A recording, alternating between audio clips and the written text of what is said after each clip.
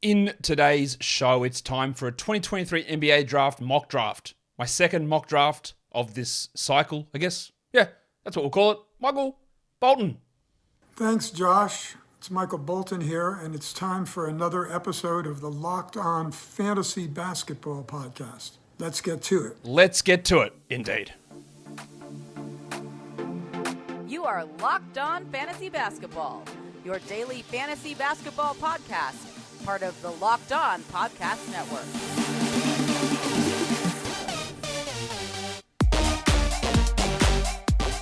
Hello and welcome to the Locked On Fantasy Basketball Podcast, brought to you by Basketball Monster. My name is Josh Lloyd and I am the lead fantasy analyst at basketballmonster.com.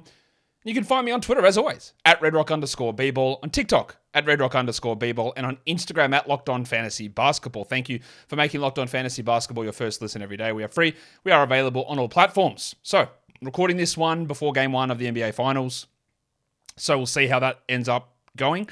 Some other news that has dropped, which we will cover in coming shows for sure. Nick Nurse hired by the Sixers. Monty Williams hired by the Pistons. Huge deal for Detroit to get him. Huge deal for Monty to get that much money. Might have been an overpay, but hey, at least they're making the moves that they need to make. And then some news from Adam Silver today about a a Ja Morant suspension.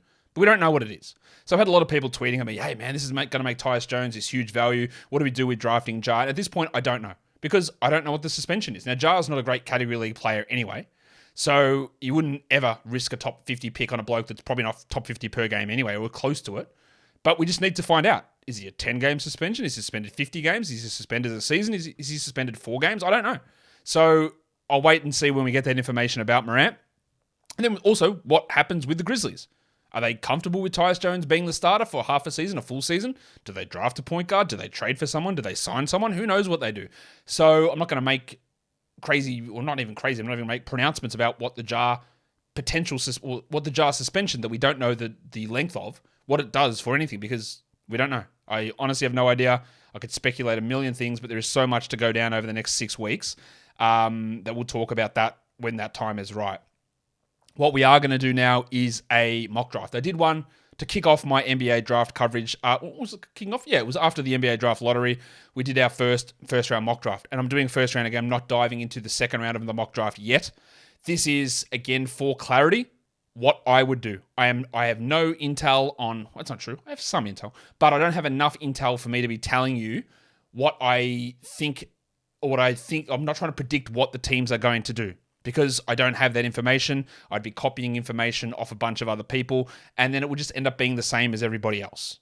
So when you look at a mock draft from Jonathan Gavoni over at ESPN, even Sam Vecini at The Athletic, they have a bunch of sources telling them what teams are going to do, right? So their mock drafts tend to be more catered towards predicting what's going to happen in the first round. I'm not going to blow smoke up your ass and tell you that I know what a team is going to do, because I don't. But what I do know is how I value a player and how I would value a player if they're on that team, and I am going to be wrong. Much like a team is going to be wrong, and every NBA draft analyst is going to be wrong. But I'll try and explain why I've got certain players where I have them, where we're sitting with that, and some changes that I made to this mock draft compared to mock draft 1.0. There are 3 players who have dropped out of my first round. That would mean 3 players have jumped in, obviously. So, Warnie? Let's get it on, Gilly. Pick one, no change. Victor Wembanyama. Do I need to waste any time on Wembanyama? No. I am going to do a show probably next week with somebody, I hope, talking about dynasty rookie values again and comparing and contrasting. Victor is the number 1 dynasty rookie. I took him number 3 in a startup dynasty mock draft with Matt Lawson and a bunch of other dynasty people last week. I took him 3 overall, behind Jokic and Doncic. That's how highly I value Wembanyama from a fantasy perspective. So what I'm doing here again, I probably should have mentioned this a little bit earlier. This is my perspective from a real-life draft perspective. We're going to talk fantasy draft value of dynasty rookies, which comes more into focus straight after the NBA draft as well. But I'll give you another show. Now, I've already done my initial draft tiers 2-3 weeks ago, and they have been updated quite a bit. So we are going to do an update on those coming next week. But for now, this is real-life prospects. But Wembanyama is the number 1 player for the real NBA. He's the number 1 player for fantasy. He's a top 10 at very worst dynasty asset. I think top 5 at worst, to be honest, but I can understand if you don't want to go there. But that's how good he is. I don't think we need to spend too much time talking about him. Pick number 2. I'm not changing on this one. It's Scoot to me at number 2. Yes, he's short. He's 6'2". I don't care that much. Care a little bit, not that much. He's 6'9" wingspan, which is huge. The shooting is a little bit of a concern, but again, when you look at his numbers, you'll say, well, he shot 28% from 3. That's not really true. He did shoot 28% from 3 in the G League regular season, but they had another bunch of games in this G League Cup tournament, and his numbers were much better. So he had a 32% overall three-point percentage, 55% true shooting. Remember also that he was doing all of this playing in the G League, and the G League is a higher level of competition than college basketball.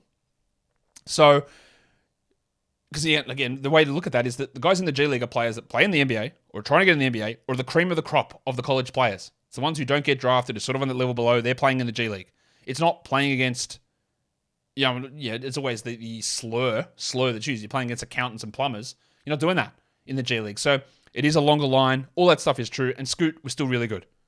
I think the shooting is the concern for sure. But to me, it's just an absolute no-brainer that he's the number 2 pick. I do not care that LaMelo Ball is on this team. I don't care. I think, A, they can work together. B, Scoot's a better prospect than LaMelo. If they work together, great. If they don't and Scoot is better, you move on from LaMelo. Or LaMelo might say, I don't want to be in Charlotte anyway. I just think with a team like that, you have to take the best player. Well, Brandon Miller fits better, will be the comment that many people make, and it might be the comment that Mitch Kupchak makes. I think he's wrong. And if I had them in the same tier, which I don't, but if I had them in the same tier, I would take probably Brandon Miller over Scoot Henderson. But I don't think they're remotely close in terms of tier of prospects. So that's why I'm taking Scoot. And as you'll see as we go through this, there'll be players that I might think are marginally better. But if I got them around the same area, then fit does become more important. But when you're bad, and there are big gaps in my perceived value of a prospect, then I'm not worried about fit. I'm not worried about how that makes sense on the current roster. I'm just going to take the better player. And I think at this point, and I don't know, but I think the best player left after Victor is Scoot. Then we get into shit show territory. And by shit show, I mean these are not bad players. They're really good players. There's another 6 players here who could very easily go at number 3. And at number 3 in mock draft number 1, I had Amen Thompson. At mock draft number 2, at number 3, I have Amen Thompson. And I do not feel good about it at all. Amen Thompson, I just have marginally ahead in terms of tiers of the next bunch of guys. I've got him as a tier 3 player. Wemby tier 1, Scoot tier 2, Amen tier 3. But I'm getting closer to him being like a tier 3.5 and merging with the bunch of guys who are in tier 4. So at this point, I've got him there. Again, does he fit particularly well with Simons and Sharp and Lillard? Probably not. Probably not. But I also do not expect this team to look the way that it currently looks, or even this pick to remain in Portland as we move forward. I don't expect that to be the case. And I think that whatever team it goes to, it probably isn't a worse fit amongst these guys than it is with Lillard, Simons, and Sharp in terms of how it all fits together. Although maybe a man can play more as maybe a 3 or Sharp plays as a 3. I don't know. But I don't look at all that stuff because this team is not going to look like this.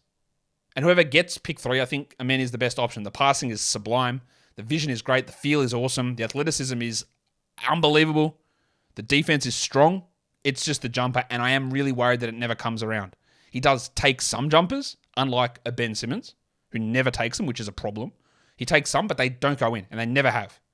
But I think that you can't teach feel, vision, and defense the way that you can teach shooting. You might not ever get there with shooting, but you can teach it to improve. Those other things, you can't teach athleticism really either. And they're all there for Amen. So I am sticking with him at 3, and I don't feel good about it. I don't feel super confident, and by the time I do mock draft 3, I'm not sure he's going to be there. And we'll get into who's 4 next, and that also brings around why I'm having Amen at 3. We'll get there in a sec. Today's episode is brought to you by FanDuel.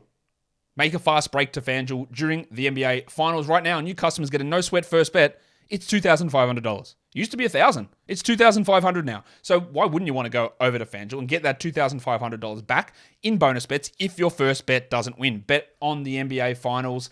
Game 1 is in the books by the time you'll listen to this. Game 2 will be in Denver as well. So I think Denver will be favorites. I think Denver should be favorites for the NBA Finals in general. You can bet on that. You can bet on series, individual games, player awards, Finals MVP, draft pick player props are available over at FanDuel as well. There's no better place to bet all playoffs than America's #1 sportsbook. Great promotions every day as well. Get paid out when you win instantly. Visit FanDuel.com/lockedon and get a no-sweat first bet up to $2,500. That's FanDuel.com/lockedon. FanDuel, official sports betting partner of the NBA. And don't forget to gamble responsibly.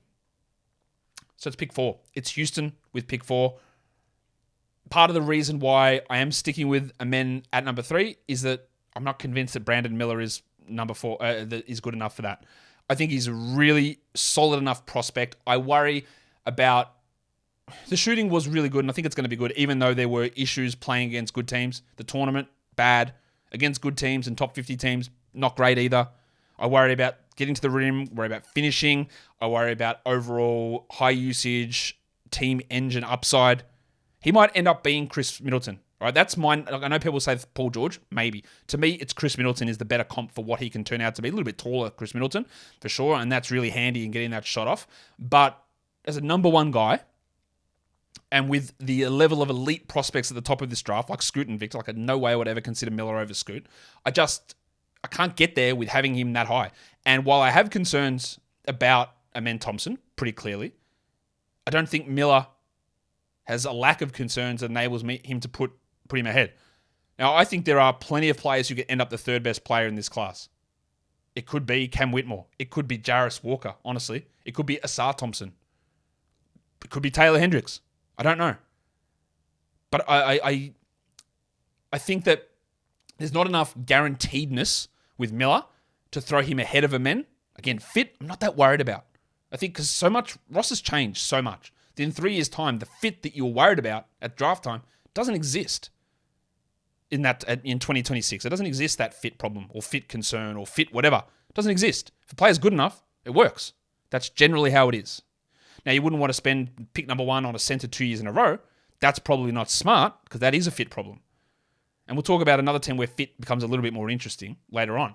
But for Portland, or for Houston, sorry, look, that's fine. Like Miller does fit actually perfectly here at pick 4 for Houston, playing alongside Jabari, playing alongside Jalen Green, James Harden, I don't know, Alperen Şengün. I think it fits pretty well. And it makes sense for them in this spot. But I'm not absolutely, man, this is a can't miss, absolute star, multi-time All-NBA type of player. Really good shooter, solid piece, could develop into the #2 player behind Jalen Green. Perfect for them, right? I think that works a lot for Houston in this spot. Last time I did this mock draft at pick 5, I did have Taylor Hendricks. Now I've got Cam Whitmore, and I'm not convinced of that either. They just hired Monty Williams. Great move for them to get Monty Williams in there. Whitmore, I worry a lot about passing and vision, and how does that translate you into the #1 guy. But on this Detroit team, they obviously need forwards, and that's part of why I liked Hendricks there, because shooting, defensive power forward is perfect for this team. Perfect. But I'm also just edging a little bit higher because I think there's a little bit more star upside in Whitmore. Yes, the passing might not ever be there, but Ivy and Cade are there doing their thing. And Whitmore's ability to score, to slash, to get to the rim, I think works okay. And again, fit is not my #1 priority, but when I've got a bunch of guys in the same tier, Walker, Whitmore, Hendricks, Asar, I'm going to go with a guy with a little bit more, I think, star upside, even though the chance of hitting it's probably not there. But working under Monty, working with those other guys, I think it makes sense. I'm not convinced on it. I'm absolutely not convinced on Whitmore here at 5, and I'll probably flip-flop and I think I might end up back with Hendricks, I don't know. But the way I'm currently sitting, I'm just banking on a little bit of offensive firepower from Cam, who can fit next to those other players at pick 5 for the Detroit Pistons. At pick 6, well, it's the Orlando Magic. In fact, it's your Orlando Magic. And I'm taking Taylor Hendricks here. Now, I know that this team has Paolo Banchero. It has Franz Wagner, who should be set as their 3 and 4 of the future. And I look at Hendricks and say, well, he's probably a 4. And I'll go, well, I don't know how this is going to work. But what I do think can happen with Taylor Hendricks, I think that he can be obviously quite a good defender, but I think he can play the 5 as well. And while Wendell Carter is really good, I think that Hendricks' ability to play next to Paolo and not necessarily need to be a high usage player. The shooting is real and they need shooting. So they're a team that has got their number one in Paolo. So in terms of fit, I get that concern that they might similarly play the same position. But I think with the way that both Paolo and Taylor and Franz all play together, and even Wendell, there is plenty of room to get them all together on the court to get enough minutes. And if someone pops, then you can move other players. But I'm not looking at, like, I considered, take Asar Thompson here. I think I wouldn't be reaching because I need shooting to grab a shooter at this spot. But maybe a shooter in like a traditional shooter, a Grady Dick, a Jordan Hawkins, I absolutely wouldn't do that. But Hendricks is a shooter. And having shooting at the 5, at the 4, Paolo at the 5, Franz at the 2, whatever. There's a lot of flexibility with these players that while I hated this initially when I was doing it, and I sort of flip-flopped a lot, I did end up going back to Taylor Hendricks just because I think that shooting gives him the edge on this team. You might say that Jarris Walker or Asar Thompson fits better here. I'm not at that spot with it. But I am at pick 7 with Jarris Walker. And I feel really confident if both Jarris and Hendricks are available at 6 and 7, they're going at 6 and 7. Because the Pacers need a forward. Absolutely, 100%. So they will take someone there. And Jarris, I think, fits awesome next to Miles Turner if Miles Turner sticks. But he also can fit really well next to Halliburton. I think he can fit with Mathurin. Apparently, there's a lot more to Jarris Walker's game than what we saw at Houston. Passing, initiation, that's great. The shooting, I'm a little concerned that it's never going to be so much of a threat. That's why I went Hendricks over Walker for Orlando. But there are people who will take Jarris at pick 3, pick 4 in this draft. It's a really solid spot for Indiana. I think they're going to get a player that makes complete sense for their team. At pick number 8, again, my draft philosophy sits this way. People go, the Wizards need a point guard. Sure, they do. That's great. They need one tomorrow. I'm not taking a player who I think is a worse prospect to give them a point guard. I don't know what the hell the Wizards are doing. New GM, is Bradley Beal around? He's 30 years old. Is Kuzma or Porzingis coming back? I don't know. You cannot, I believe, as the Wizards, take a prospect who you think is worse because they need a point guard tomorrow. I don't think that's a smart move to make. And I've got a very clear top 8 players. So I'm going to take the 8th guy, and that's Asar Thompson, who many people talk to. I'm going to talk, well, I've already recorded this, but he's coming out in a couple of days. Talk with Albert Gim of No Ceilings, and he has Asar ahead of him. And a few people do. That Asar's shooting might actually work for him. And his size, his athleticism, his vision. His athleticism and vision probably a little bit less than the men, but his defense is great, his shooting is great. And I just think there is such a clear definition for me between Asar and the guys who come after him that I'm told take him. And he can fit with the players that are currently there, but also depending on what direction they go, there's room for Asar to work on many teams. And I just think you don't want to go with fit in this position. Thankfully for the Utah Jazz, their biggest need, I think, is in the backcourt. And my next best player is a backcourt player, and it's Cason Wallace from Kentucky. I'm going to always put a little bit of faith in Kentucky guards to show us more than we saw in college. His defense is already strong. He's got decent size. I think there can be some shooting with him. He can fit in around Lauri Markkanen pretty comfortably. Walker Kessler's obviously there at center for this team. Guard is their biggest need. I don't really believe in Colin Sexton at all. I don't really believe in Ochai Agbaji as a future star or anything like that. I'd be taking Cason. I view Cason ahead of Anthony Black. I just think that Cason's defense is on par. His shooting upside is higher, and that's the direction I'm going to go. And you'll see that I don't even have Anthony Black at the next pick. So in terms of what changed for me from last time, I had Hendricks at 5 last time, Asar at 6, Whitmore at 7, and Jarris at 8. So I've moved Asar down, I've moved Hendricks down a little bit, and those guys have sort of changed position. I had Cason at 9 still. Last time I had Anthony Black at number 10. I do not anymore. I'm just a little bit worried about that shooting, the shooting form, offensive hesitancy. I don't think there's the special upside that there is with the men, that there is with Anthony Black. So I have dropped him down. And what I'm doing for Dallas, who, yes, they could do with some guard help, but they could also do with some forward help and some defense and some size. So I'm going to just go balls out here. I'm taking Leonard Miller at number 10 from the G League Ignite. The numbers aren't screaming great stuff, but again, playing in the G League against better competition, he improved significantly, finished at the rim really well. Usage was all right. There's plenty of room for him on this team. I think playing off of Luka, rebounding, some defense, some cutting. I think the shooting can develop a little bit more than this. He's rising up to me a little bit here, Miller. The size is intriguing, the strength, the getting to the rim is important. So I think that the fit there with him, I don't know what happens with Kyrie. Who knows? The one thing I know that is Luka will still be there if he wants to be there. Like, they're not moving on from him. Luka is there, and I think Miller does make quite a bit of sense. I think the shooting is a work in progress, but it can be good. I think it's got a higher chance of being good than, say, an Anthony Black, who I had at 10 last time. Now, we talk about the Magic having fit and looking more towards fit versus prospects because they've got Franz, they pick Suggs, I'm not sure where he fits into things. They've got Banchero, they already pick 6 at 11. They can go with a shooter. Yes? So you're thinking Grady Dick. Yeah, okay, I'm not. I don't think Dick that much in this area. I'm going to take a guy that I haven't actually covered in the prospect scouting area yet, in terms of on the show. I'm going to take Bryce Sensabaugh. You could tell me that Grady Dick is the best passer in this class. Sorry, best shooter in this class. Fine. That's not guaranteed. I think there's a real chance that Bryce Sensabaugh is the best shooter in this class. And I think he can do a little bit more. Now, he got by on really, really high usage at Ohio State. He's got good size. He can play the 2 or the 3. But that shooting, the shot making, the offense focus, I think makes him a really interesting piece with Hendricks, with Banchero in this area.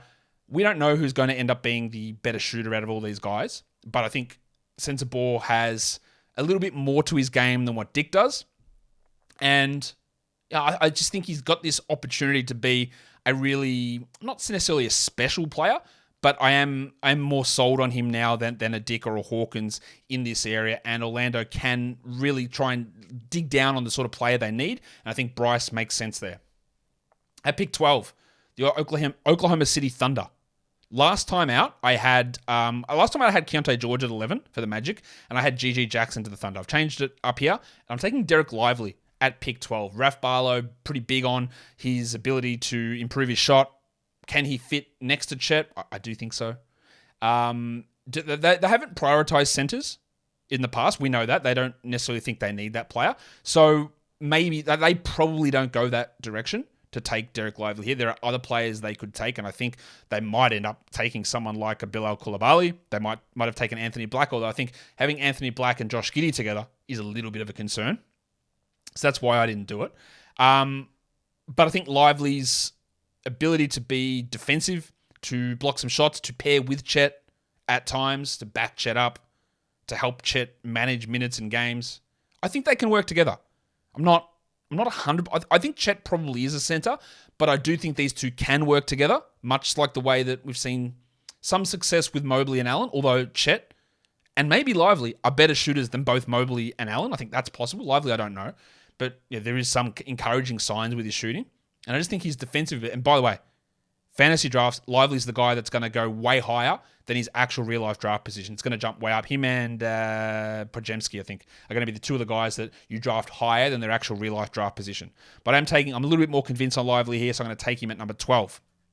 You might be wondering where Anthony Black is. Well, here he is, number 13 to the Raptors. They're in flux.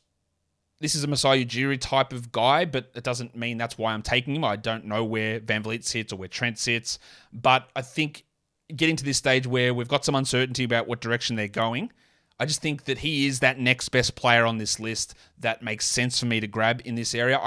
I probably could have done it with the Thunder because I think overall as a prospect, he probably is a little bit higher than Lively, but again, with Shea, with Giddey, I don't really know. That doesn't make a lot of sense with Black, and that's where fit trumps that difference.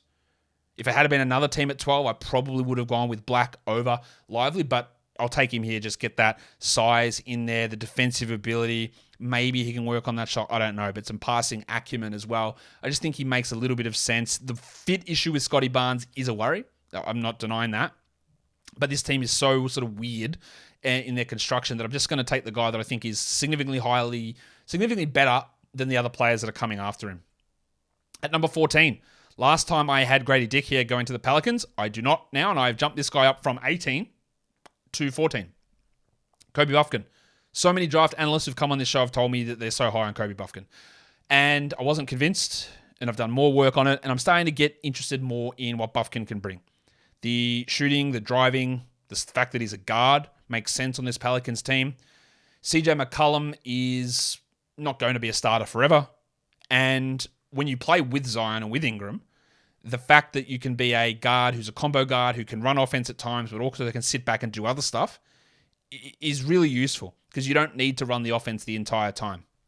some shooting ability, some getting to the rim ability, good free throw, good efficiency, can work in a lower usage role, I think can defend okay. Just makes a little bit of sense to me. And again, I have him just in this tier, and I just think he's a slightly better prospect than the guy I've got number 15, and that is Grady Dick. And I'm not sure I'm even going to keep Dick at 15 because there's a couple of guys sitting behind him here in this mock draft that I think are going to jump ahead.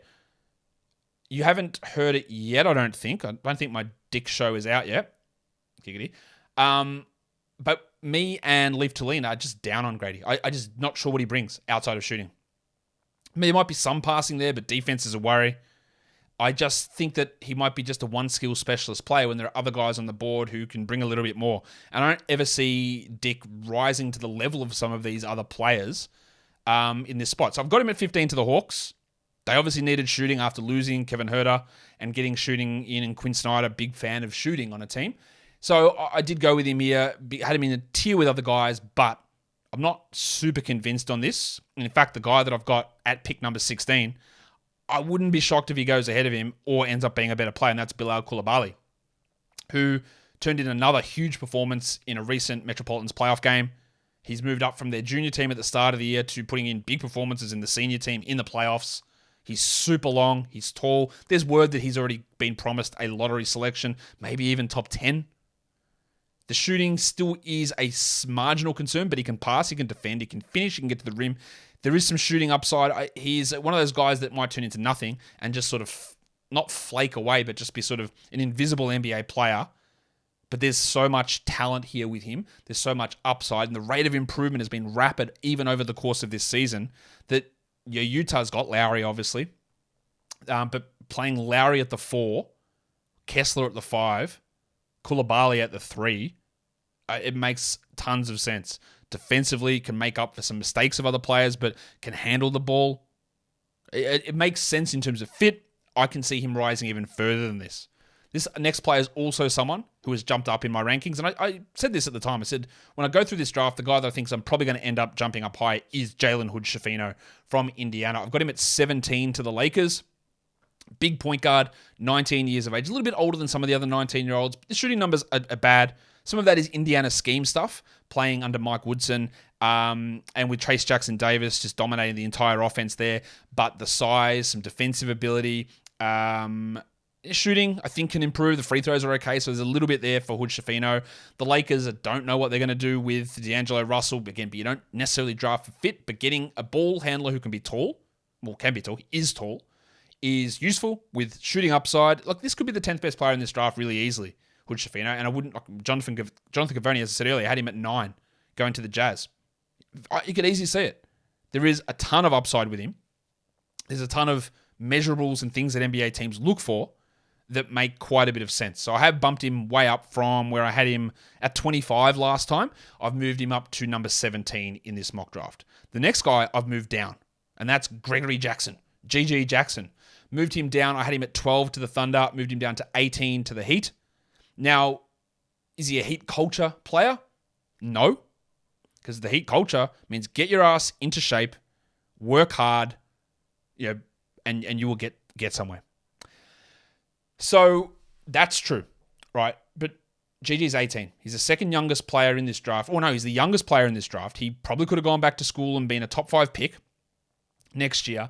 And that sort of talent, the Heat will look at it and they'll go, all right, the thing that we look at with GG is conditioning, which was a big problem through the combine / pro day, some attitude stuff, right? And the Heat will go, well, if there's any team that can, and I am drafting for the Heat, if there's any team that can fix that stuff, it's them. And if they do, then maybe that is a top 10 player in this class. Like, you have the infrastructure to take a flyer on a guy like Jackson, who's got the size, who's got aggression, who can do some offensive things when this team sometimes lacks that offensive punch. And you've got the safety net of who the organization is to being able to see if you can get that out of him. Now, it might not work, and if it doesn't work, then GG's in real trouble, because other teams are going to go, well, if Miami couldn't get this guy to focus and get in shape, then who can? Right, so that's going to be a bit of an issue for him, but maybe it makes him buckle down and put up some better performances and more commitment. So I get it, it's a risk, And there'll be plenty of Heat people watching this because no way, he doesn't fit into our culture. We wouldn't take him. But that's exactly why I am taking him. Is like you bet on you being able to turn those negatives around for GG with your team infrastructure. So that's why I'll take him there at pick 18. You'll notice that I had Keontae George, or maybe you didn't. I had him at 11 last time. I've dropped him way down. There is going to be, and I talked about this with someone the other day as well. There's so much stuff is blurring together. When I said there's always someone to me that I'm down on because of this high volume, weird situation where I'm not convinced on the efficiency, and I don't think they're ever going to have that role in the NBA, and they don't work out. And that was the last 2 years, James Bouknight and Johnny Davis. So I'm going pretty well with those ones. And I said there's probably someone in this draft class who is that player. And while I'm definitely not as convinced as I was with Davis or Bouknight, I think it's Keontae George, who had some really poor shot selection issues, big usage at Baylor, only shot 38% overall. I'm not sure he's a good passer. There were some back issues for him. He's got the combo guard size, but I'm not sure he's good enough to play the one consistently. That's why I've dropped him down. But I think getting some youth into Golden State with a little bit of shot creation coming off that bench, and Moses Moody was there he's still there and showed a little bit in the playoffs. I just think getting him in there, working on it for a year or two to see where he goes. Yes, there have been concerns with Kuminga and Wiseman and Moody and how they have developed and how they've been used, but new GM is going to be in place. And also getting to the stage where I'm just not going to let him slide any further. So let's just take who I think is one of the better options there. And he could have made sense in Miami as well, but I went with him at 19 to Golden State. At number 20, it is Dariq Whitehead. I had him at 16 last time, so I've dropped him down a little bit going to the Houston Rockets because of this foot surgery, but the shooting is legitimate. The Rockets can afford to be a little bit, not that they can afford to be patient, but they've got a lot of guys in that position. They might be bringing other guys in, and if Whitehead actually recovers and hits, then it's just a massively valuable player. A 40% three-point shooter with size on the wing who can be a usage guy to jump up, can run a second unit a little bit. Young. You got that time to let him sort of sit there. Got Ime Udoka to try and instill some defensive principles into his game as well. And it just gets to a stage where, again, there is just upside value in Dariq Whitehead that I'm not going to let slide. And it's the same thing that goes for pick 21 here, and I'm taking Nick Smith Jr. Now, last time I had Smith at 17, I've dropped him down a little bit. There were some injury concerns for him at Arkansas, but overall, he just didn't look particularly good most of the time. And the shot creation is interesting. The shooting is bad. But I think on this Brooklyn team who doesn't have a star, Mikal Bridges is not a number one player, and I don't even know if Mikal Bridges is going to be on this team. They might be the proud owners of pick number 3 come the draft. But I think taking a flyer on a Nick Smith at this point is just someone who's got a little bit of number one creation upside, and I think that team really needs that. And again, it's just about tiers and letting guys fall, and I think Smith would be my guy here. Now, I could very easily see a scenario where the guy that I've got at 22, also going to Brooklyn, is the better player, and that's Noah Clowney, who I'm back on board. I'm back on. Defense, I think really good. I think he's probably going to be a center, which makes it a little bit iffy with Claxton, but there's been a little bit of rumbling that the Nets are making moves that Claxton just might be on the way out. That's not to say that he's not good, and I haven't heard this directly from anyone with a source, but there's just been a few times I hear Claxton's name brought up. Well, actually, I have heard it. No, I have heard that his name is brought up in deals. That, you know, is he a guy? And my number one thing always, well, number one thing, I have lots of number one things. One of my things is when talking about these players and you look at them and go, are you set? Is he the guy that you go, yep, we are set with Nick Claxton? And while he was very good and very, very strong defensively, I don't know that you're set. And if it requires trading him away in a package to get pick number 3 and somebody else back, Simons, then I think you go, okay, we rebuild and we do it. Clowney can play next to Claxton, I think. So there's value in that. But he's got good defense on the perimeter, at the rim, some shooting upside. He's young. He's really young. He's got great size. I'm back in on Noah Clowney. He wasn't in my my first round last time, and he is now. At pick 23, it's Portland. I'm going to go with Sidi Sissoko from the G League Ignite, 19-year-old wing. Probably about 6'7". Got him listed 6'5" there, but I think that number is incorrect. He's got playmaking ability on the wing.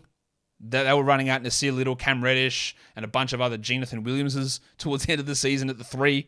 Not that Sissoko would jump in and be a starter immediately, but He's got the size. He would fit next to whatever they're doing with Dame or whatever. Not again, Portland might be in a different spot and they might be having Mikal Bridges play the 3 for them. I don't know. Or Jaylen Brown or whatever they're looking to do. Right? So Sissoko's got ability to play in a small usage role, which he did for the Ignite. He ramped it up at times when necessary. He can defend. He can pass. He's just, I think, a strong rotation player with starters upside. At pick number 24 to the Sacramento Kings, last time I had Keegan Murray's brother, Chris Murray, going here. This time I don't. I have Jordan Hawkins, who has fallen. He'll probably go in the lottery. I don't really buy that. The shooting is really strong. It is really strong. There's no doubt about that. But I need you to do something different. Can you defend? Can you pass? Can you initiate? Can you drive? Can you be a number one guy? Or are you a specialist shooter? And I think Hawkins fits a little bit into the specialist shooter mold. That's really valuable. And they've got some shooters, but part of the reason Sacramento has been successful is by having shooters. Right? So getting enough around Fox and Sabonis, I think, is important. Now, we saw some issues with Kevin Huerter through the playoffs in terms of getting played off the court. Malik Monk, you can rely on him, I don't know. But just getting an extra name into that mix who can play at the 2, play at the 3, just getting extra shooters and having someone who can shoot really at all times on the court here. And again, do you want to let him slide too much further than this? I think makes sense for them. At 25, Brandon Pajemski from Santa Clara. 6'5", 20-year-old wing. Could be a first-round guy, could be a second-round player. Statistics are unbelievable. 44% shooting. Great steal rate, great rebound rate, great three-point volume, strong usage, strong scoring, massive rebound numbers, good free throw shooter. Everything from this guy on a statistical perspective is amazing. Memphis in the past has gone with these sort of guys a lot. I like Pajemski, looking into him more. They're probably going to lose Dylan Brooks, but just getting someone in there to play on the wing, not probably, they are losing Dylan Brooks. Not that Pajemski can defend at that level. Also, he believes he's a point guard, so not that he'd be starting with the Ja Morant situation, I don't know, but getting an extra ball handler in there to take some pressure off Bane and Jones or whatever else they do, but also just being able to grow into a player that can play alongside a Ja Morant and can play alongside Jaren Jackson, and it's got an ability to really start to grow his game, which we saw last season. So I'm taking Pajemski at 25 for Memphis. 26 is the Pacers, Rayan Rupert from the NBL, French player, wing, about to turn 19, he's 6'6". Some shooting concerns for sure, but held up, I think, in the NBL for the NBL winners, the New Zealand Breakers.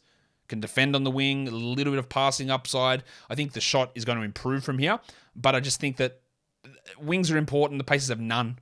So getting wings and forwards is always a useful thing. He doesn't project as a starter necessarily anytime soon, but I think there's top 15 upside in him, as there is for a lot of players in this class. Pick 27, Jet Howard.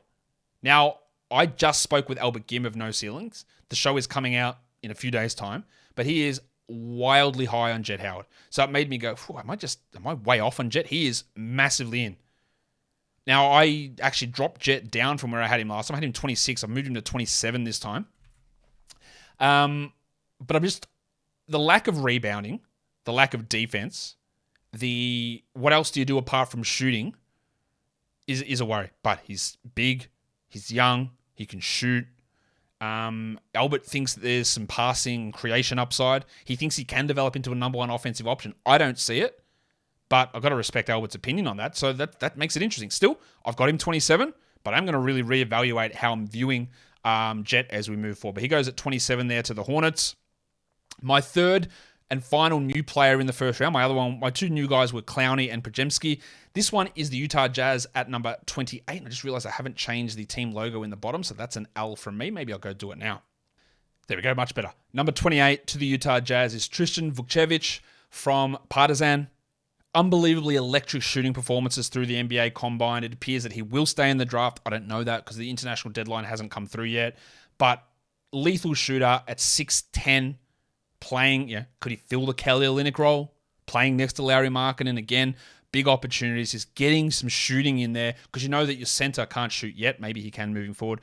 But Vukcevic has impressed. He stepped up. His size is great.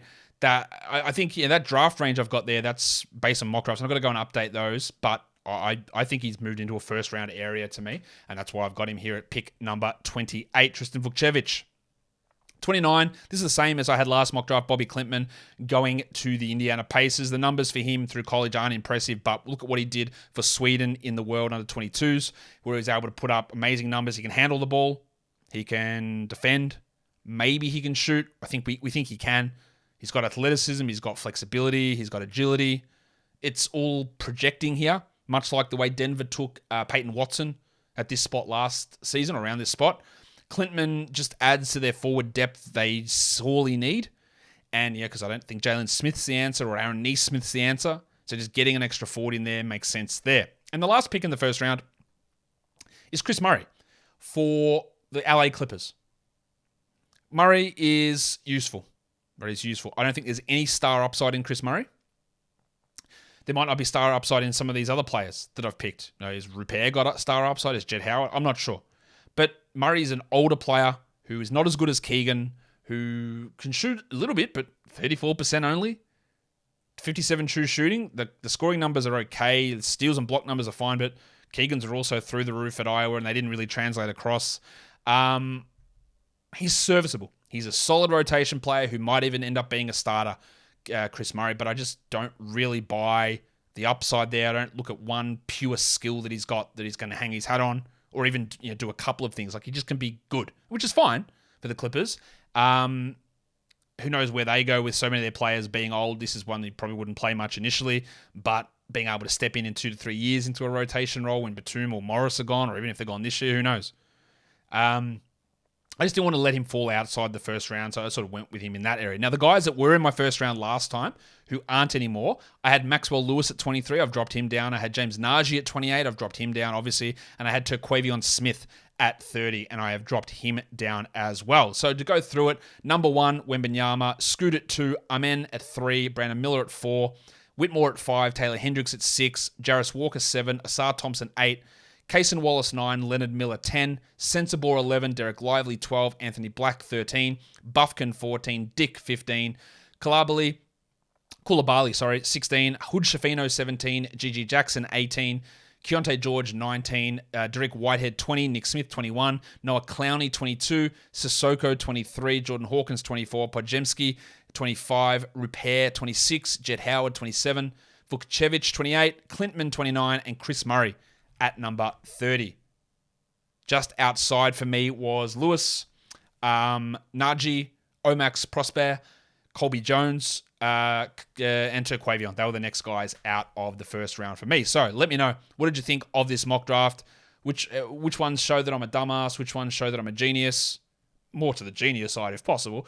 And follow this podcast on Apple Podcasts, Google Podcasts, Stitcher, Spotify, and on Odyssey and on YouTube. Thumb it up. Leave your comments down below. Guys, we are done here. Thank you so much for listening, everyone. See ya.